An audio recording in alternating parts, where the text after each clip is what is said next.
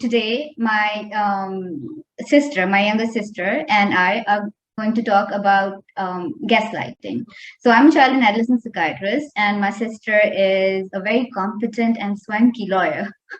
And so together we'll highlight some of the things that women are actually facing, and especially women emerging from isolation, where they tend to doubt themselves at the expense of draining their mental bandwidth. We have to be very careful what exactly is gaslighting.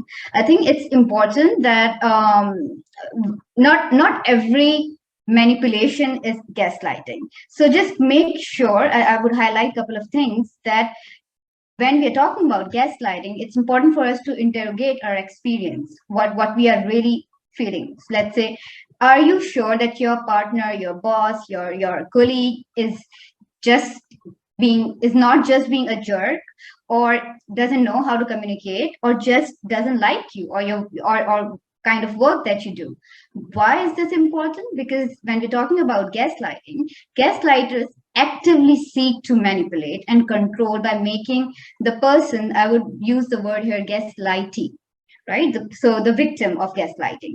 So the person, the gaslighter, actually very systematically makes the gaslighter believe or question their own reality and self-worth. About, let's say we're talking about workplace, so the gaslighter would actually try to find faults in your project onto others, putting them in constant mode, like you would be in constant mode of defense. So all of that energy that has to go to the real work then goes to defending yourself. The gaslighter would actually plant confusion. So there would be so much of confusion. There would be, and the confusion would be around incompetence. I'm not enough. I'm not good enough. I'm not doing it the proper way. I'm being very emotional. I'm taking everything on my heart. I'm anxious. I lack confidence. So all of these things, if you hear all of these things in your mental talk when you talk to yourself, then please just take a step back and think about the situation and interrogate the situation. Is it really you? If is it really, if are you that incompetent that you're hired by the very same person who's asking or who's making you feel that you're incompetent? Then perhaps I want you to reflect on these questions. Telling you that you didn't see or hear something, cheating often but obsessively accusing you of cheating, saying that other people think you're crazy, pitting you against people. By the way, this is known as triangulating, and then idealizing you, then devaluing you, and finally discarding the relationship. If gaslighting occurs in power-laden intimate relationships, precisely because trust and coercive interpersonal strategies bind the victim to the perpetrator, the public has too much collective power to experience gaslighting. Sitting in a meeting and someone is you say something and someone is eye rolling and then making faces, and if you make a complaint against that person and you look at the policy of your institute, you will never find eye rolling or making faces or laughing in that policy document. I mean, it has to be, has that person screamed at you, has that person shouted at you? No. But that person has completely negated what I've said. Well, that's not in the policy document, so that's not harassment. So you can go and just whatever. So I think this is something, the subtleness, the nuanced way this really sweeps in. That is what not okay. Historically, if we look at irrationality or stupidity, so people have very systematically associated irrationality with women, and with and as being the second sex or being this in the lesser being. It's really interesting how the whole idea of hysteria came from wandering uterus. So as if the uterus is wanders, and that's how the person becomes hysteric, right?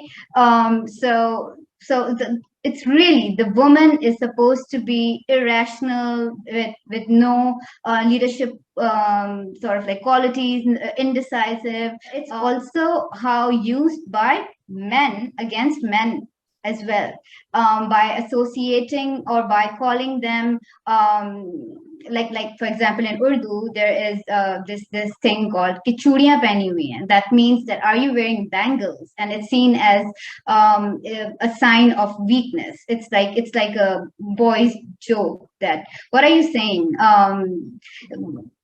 joru ka gulam ho. Joru ka gulam means that are you slave of your wife. So if someone is sort of like trying to defend the wife, so all of these things. So even how men associate other men, and degrade them by using gender. Someone is gaslighting you. It's not coming from place of love, or constructive feedback, or helping you, or the person is really concerned. It is actually a form of psychological and emotional abuse. So we shouldn't take it very lightly. It's a series of manipulative strategies that are actually designed to gain control of gaslighting.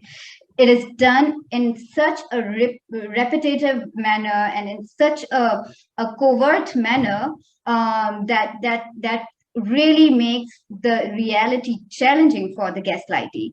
So the gaslighters make their victims or gaslighting question themselves in a way that really is sort of like no one believes, and the gaslighting, which is why if someone is telling you that this is happening just based on your preconceived notion, don't shut that person off. I think that is the worst thing that you can ever do to a woman. So once you recognize that this is happening to you, start developing your evidence. Your documentary evidence is more important. Otherwise, you can't really take a stand for yourself. This is something that I have recently learned a hard way, but it has really helped me. The reason gaslighting upsets me personally is because it's unfair. It's a planned, very systematic way of manipulating and hurting someone.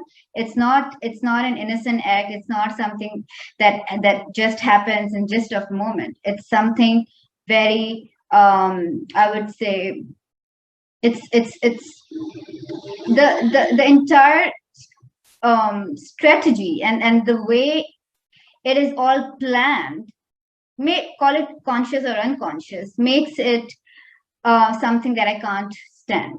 It's really the intentions. It's really the the kick the gaslighter gets out of the entire situation is is something that upsets me, because this is almost getting into a position like in terms of power dynamics, and then exploiting and having and manipulating the other person just to get psychological fun out of that situation. So that to me is very upsetting. As a woman, if you are looking at someone who is facing this, is the victim of gaslighting, you have a moral obligation to call that out, because if you don't, you are creating an unsafe space for your daughters. And I think it's important for us to understand whatever we do today is something that is going to have a repercussion for generations coming after. So if we don't call out such behaviors today, and we just, we sort of like become more toned down, I think that is going to actually perpetuate it. So call it out, stand up each time you see that. So yes, you're not alone.